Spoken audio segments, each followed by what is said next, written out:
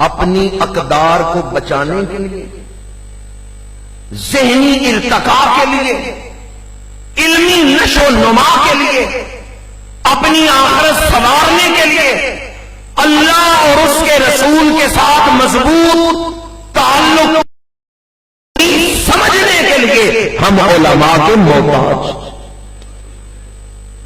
اگر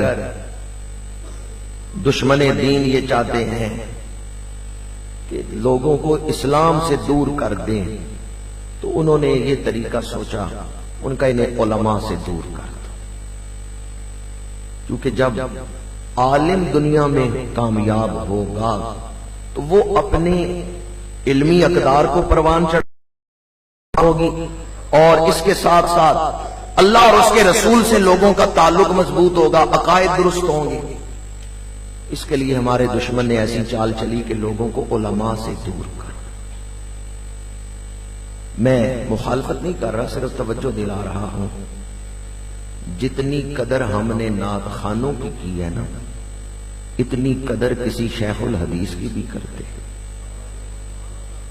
نعت خوانوں کی ہم نے قدر، نعت خوانوں کی، کاش کسی علم والے کی بھی اتنی قدر کرتے۔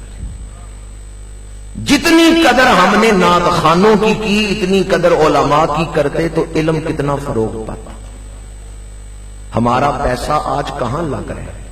ہمارا پیسہ لگ رہا ہے موبائل پہ، ہمارا پیسہ لگ رہا ہے انٹرنیٹ پہ، ہمارا پیسہ لگ رہا ہے شیطانی کاموں پہ، اور ہمیں دعویٰ ہے عاشق رسول ہونے کا۔